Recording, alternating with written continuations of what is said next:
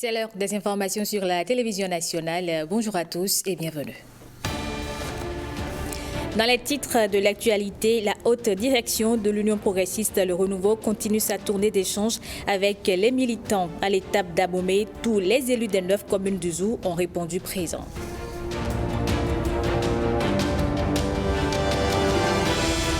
La forêt au Pau est aujourd'hui un lieu emblématique pour les habitants de Pau-Bay. Elle est également un exemple de conservation de la biodiversité dont la commune prend grand soin.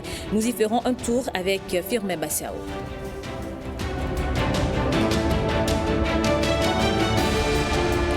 Et puis le karaté-do fait son petit bonhomme de chemin. La direction fédérale actuelle continue de travailler pour remporter de nouvelles médailles. Hugues Zissouzunon a rencontré quelques responsables de la fédération.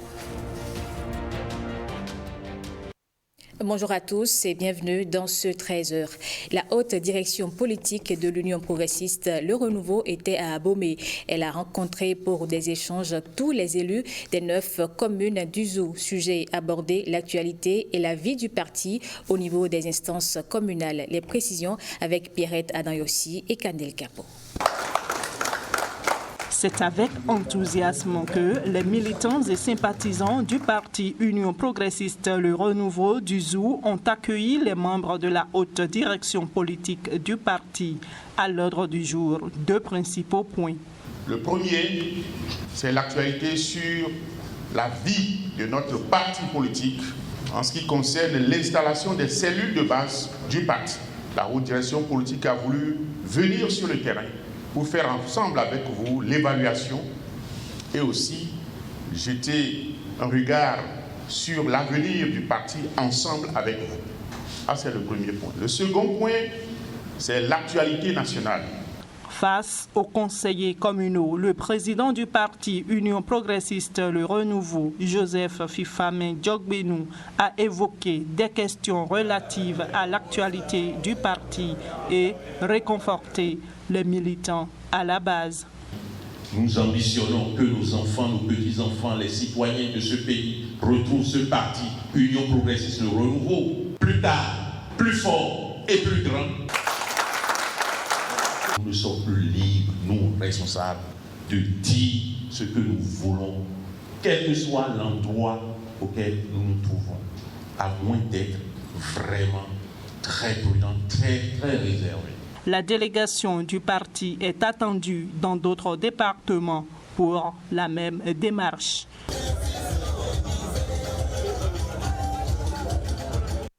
Pendant ce temps, les députés s'informent du contenu du plan stratégique de développement et de territorialisation des projets et programmes agricoles. C'est à la faveur d'un atelier d'imprégnation et d'appropriation. Le président de l'Assemblée nationale et le ministre de l'Agriculture, de l'Élevage et de la Pêche étaient à la cérémonie d'ouverture des travaux. Pierrette Adanyossi. Députés à l'Assemblée nationale et cadres du ministère de l'Agriculture, de l'Élevage et de la Pêche échangent sur la politique gouvernementale dans le secteur agricole. Une séance voulue par les élus du peuple. Qu'ils vous souviennent que le vendredi 20 octobre 2023, au cours de l'étude en commission des dossiers relatifs aux accords de financement du projet d'appui au développement agricole et à l'accès au marché, PADAM, les membres des commissions en charge du plan et des finances présents ont sollicité du ministre l'organisation d'un séminaire parlementaire en vue de s'informer du plan stratégique de développement et des différents projets et programmes du gouvernement au profit du secteur agricole.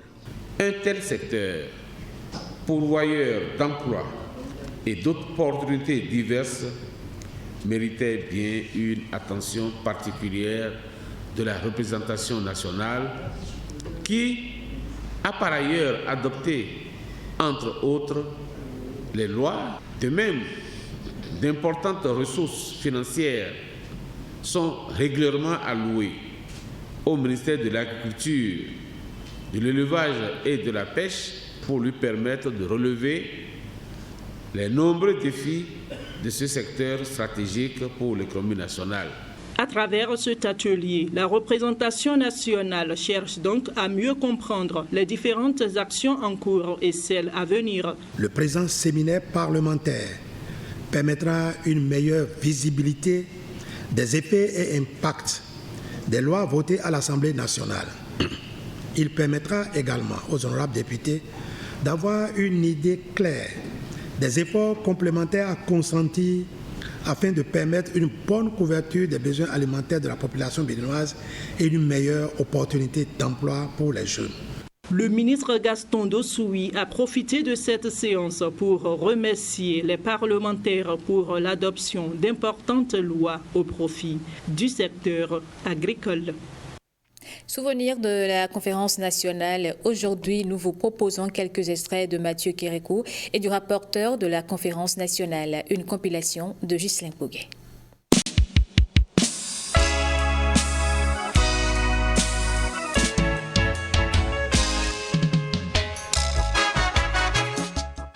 Je voudrais rappeler à la conférence que nous sommes un officier de carrière et que nous ne sommes pas au front, nous ne sommes pas en guerre contre les forces vives de la nation.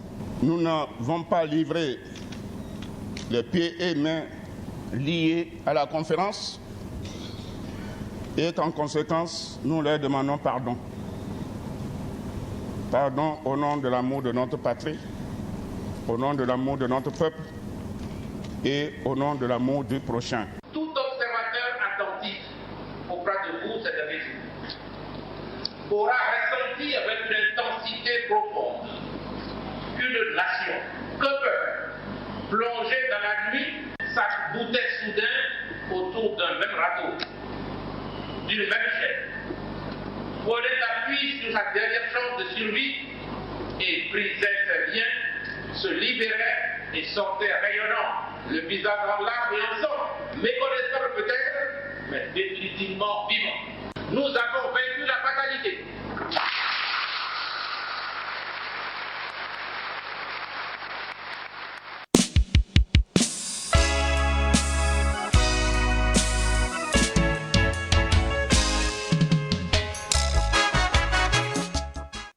Dans le reste de l'actualité, 100 détenus de la prison civile de Parakou sont en formation. Ils sont initiés à la fabrication de chaussures, un projet de l'agence pénitentiaire du Bénin avec l'appui du ministère de la Justice. Il vise notamment l'accompagnement moral, professionnel et éducatif des détenus. Les précisions avec Ronald Robinson.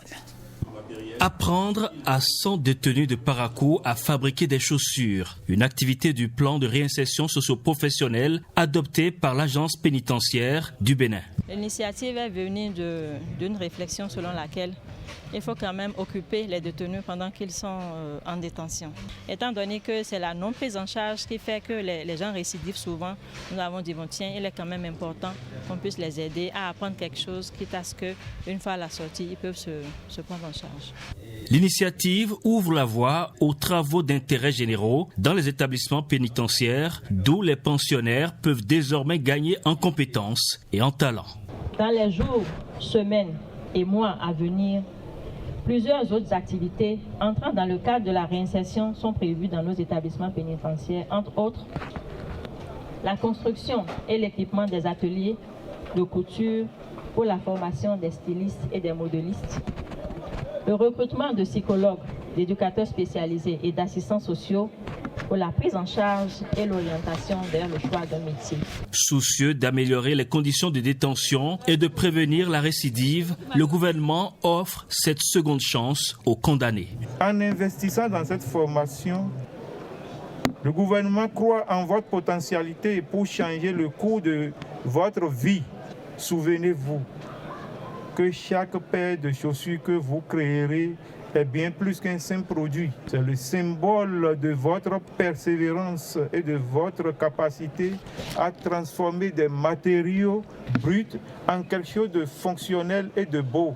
Reconnaissant, le porte-parole des bénéficiaires s'engage à profiter de cette formation qui dure 1 mois. Nous ne doutons pas de la bonne volonté du gouvernement à nous accompagner pour notre installation après la vie carcérale. Cette phase pilote du plan de réinsertion socio-professionnelle s'étend également aux prisons de Misrété et d'Abomey.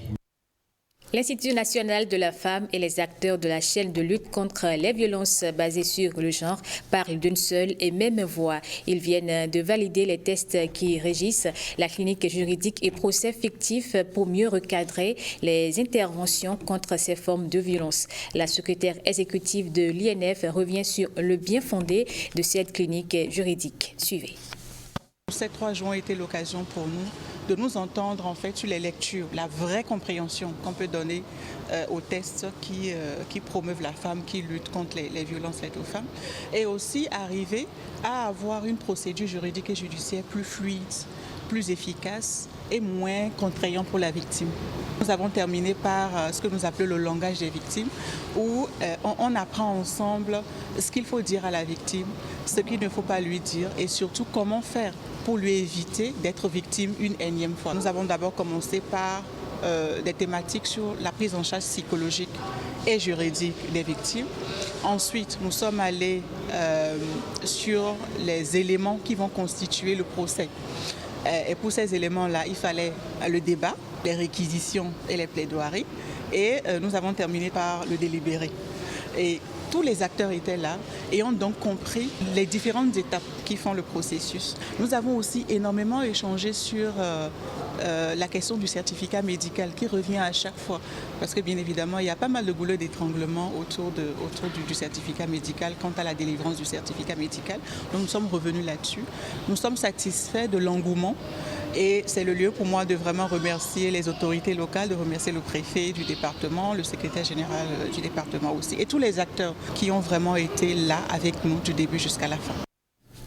Cotonou abrite depuis le 20 février le Festival international des films de femmes, un rendez-vous de promotion du cinéma féminin. Au nombre des activités, les rencontres professionnelles, un meet and greet dont l'invitée était la marraine du festival, Angèle Akerebourou. Témoin de ce moment de partage d'expérience, Patrick Imovo et Ulvaeus Balo. Il transmet au premier assistant réalisateur et il intègre dans le plan de travail. Ceci n'est pas un cours sur le cinéma, mais plutôt une session d'échange. Un meet and greet, traduit littéralement par rencontrer et saluer.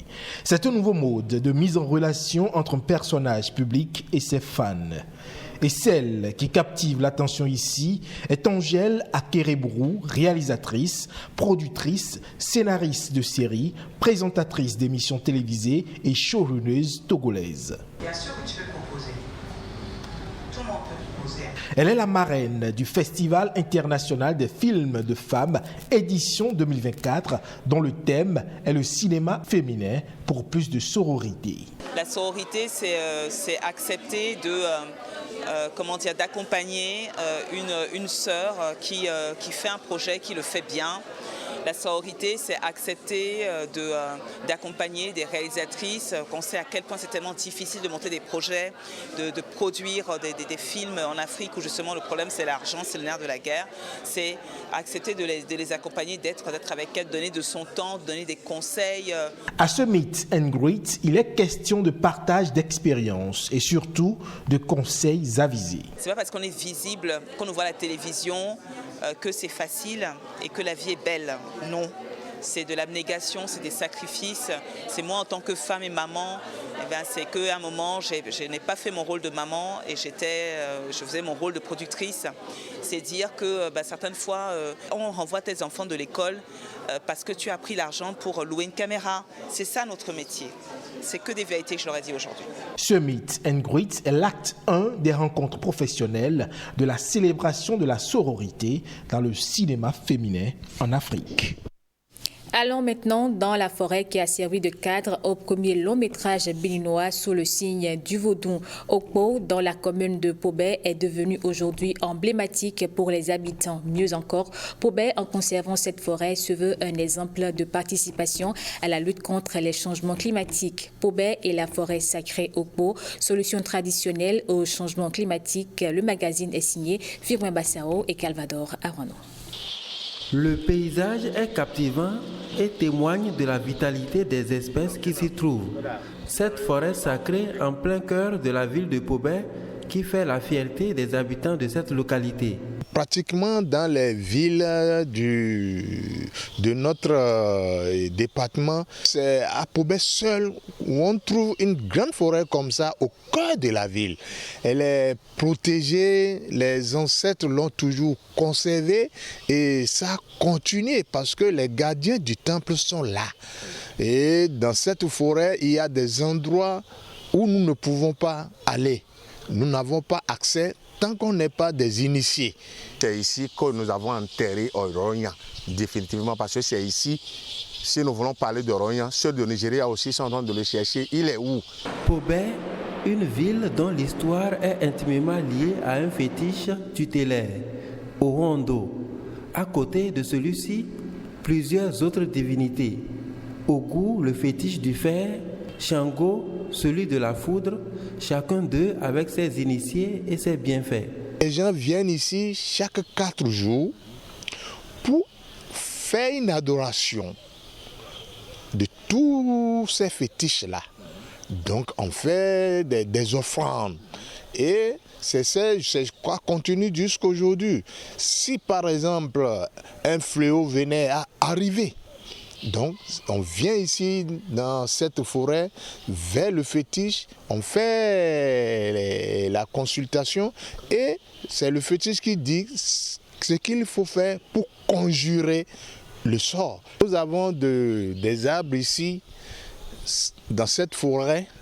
Si vous arrivez le matin, vous voulez chercher la puissance, vous venez vous attacher à cet arbre.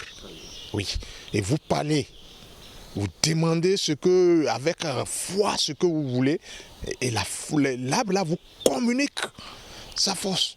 Au regard de cette biodiversité, Pobé se positionne aujourd'hui comme une commune qui participe à la lutte contre les changements climatiques. Après notre passage à la COP 27 en Égypte, nous avons encore le privilège de présenter la commune de Pobé à la COP 28 à Dubaï. Et là, il y a eu un film documentaire de quelques minutes sur la forêt Opo, ce qui a attiré l'attention de plusieurs investisseurs qui nourrissent l'ambition aujourd'hui de venir. Malgré la veille permanente des gardiens du temple, les arbres de la forêt sacrée Opo connaissent des coupes et la présence de quelques prédateurs. Les autorités communales promettent des actions pour son aménagement.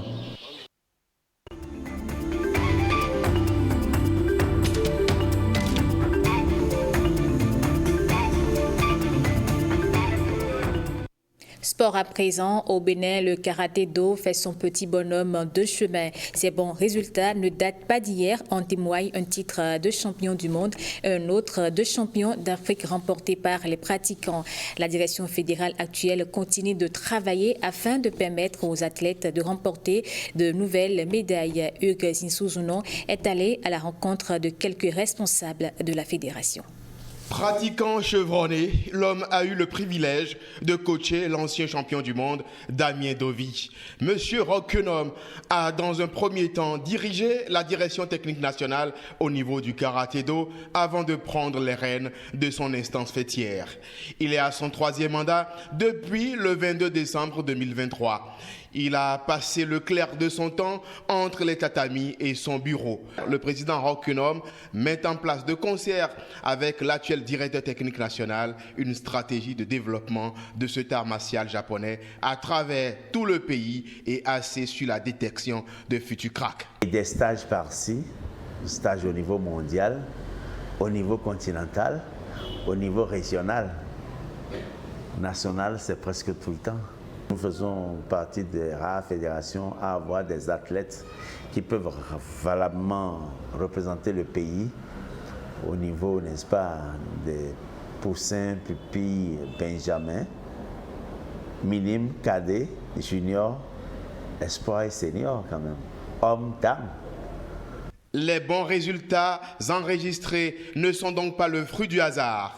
La formation des formateurs et leur recyclage régulier restent déterminants dans cette politique de vulgarisation et d'obtention de résultats probants. Dans les collèges, les établissements, l'université, les universités, je vais dire, dans l'armée et dans la police.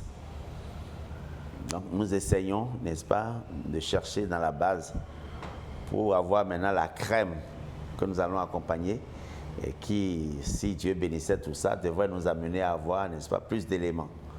Donc si nous, justement pour élargir nos bases, voilà la politique que nous sommes en train de mettre en place. Du point de vue administratif, des progrès notables sont réalisés et presque sur toute l'étendue du territoire, la fédération met en place des ligues régionales. La fédération béninoise de karaté-do aujourd'hui a ses ligues implantées dans tous les départements, sauf le département de la Takora-Tonga qui flotte un peu. Donc, la fédération a ses pieds partout. Tout ceci permet d'accroître le nombre des adhérents, même si des efforts doivent être encore fournis. Lorsque nous parcourons les registres, nous sommes aujourd'hui à plus de 5000 pratiquants. Si nous prenons le nombre de pratiquants qui sont à jour du point de vue passeport sportif chaque année, là nous sommes dans la centaine. Sinon, globalement, nous dépassons 5000. À côté de ces bons résultats, liés en grande partie à sa bonne organisation administrative, la Fédération béninoise de karaté-do est appelée à travailler sur 2 autres pièces de son puzzle, à savoir le marketing et le sponsoring, ce qui permettra à coup sûr à tous ces professionnels de vivre de leur art.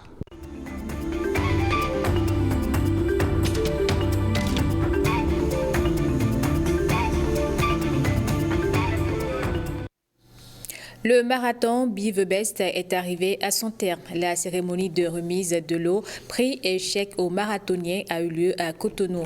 On fait le point de la cérémonie avec Fifame Ataliji Okoundé. 5 jours durant, l'esplanade de l'Amazone a été le lieu de la célébration des instants ultimes du marathon Bivebest. Ce dernier jour de la compétition, les sportifs ont tout donné pour s'imposer. Sur le parcours de 42 km chez les dames, Bertie Djerikou du Bénin s'est imposée devant ses 2 challengers immédiats, elles aussi béninoises. Je suis très contente d'avoir maintenu ma place. Ce n'est pas facile et je m'encourage moi-même, surtout comme je suis dans mon pays. Du côté des hommes, les Ghanéens se sont largement imposés au terme des 42 km. Ils sont repartis avec les 3 premiers lots. À la fin de la 3e édition du marathon Bivebest de Cotonou, une belle réussite avec plus d'une vingtaine de nationalités, avec de belles performances de tous les athlètes et amateurs qui sont venus, avec une participation des autorités administratives et politiques. Donc oui, une belle satisfaction. Nous avions à cœur de pouvoir travailler à court terme à ce que le marathon de Cotonou soit l'un des meilleurs marathons d'Afrique. Je pense que doucement, on construit cette route-là et qu'ensemble, on y arrivera très bientôt. Les premiers, 2e et 3e de chaque catégorie repartent avec des chèques et des médailles en or, en argent ou en bronze.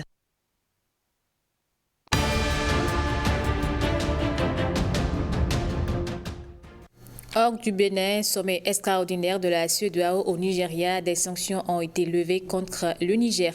En France, le salon de l'agriculture a commencé dans un climat tendu. La compilation est signée Jennifer Sativi.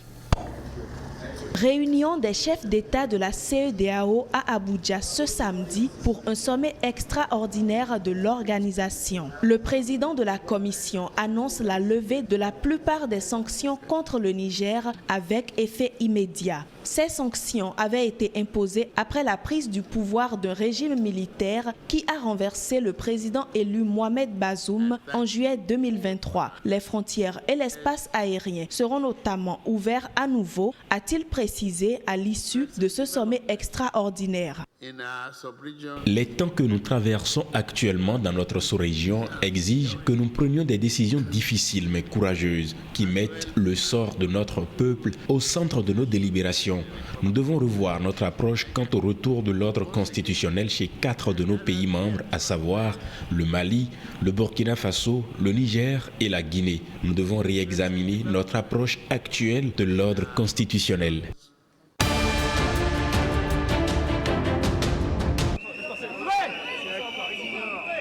En France, la 60e édition du Salon de l'agriculture débute dans un climat tendu. Il a ouvert ses portes avec 1 heure de retard. En cause, des heurts entre les agriculteurs et le service de sécurité du président français. C'est une catastrophe, c'est une honte que ce pays n'aide pas son agriculture française. C'est finalement debout, au milieu d'un groupe d'agriculteurs, que le président Emmanuel Macron a accepté de s'exprimer. Selon lui, il ne faut pas dresser un portrait catastrophique de l'agriculture en France.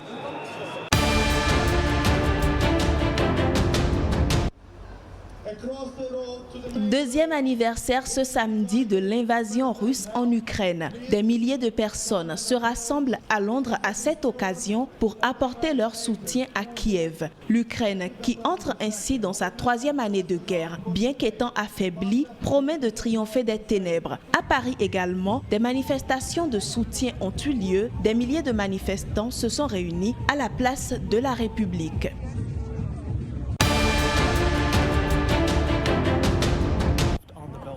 En Chine, moins de 15 personnes ont été tuées et 44 blessées lors d'un incendie dans un immeuble résidentiel dans l'est du pays. Les causes du drame font l'objet d'une enquête, mais les premiers éléments indiquent que le feu s'est déclenché dans la matinée de ce vendredi au 1er étage du bâtiment, dans un endroit où les vélos électriques avaient été placés. Des images diffusées sur les réseaux sociaux montrent le haut d'un gratte-ciel en feu et une immense fumée noire s'en dégager.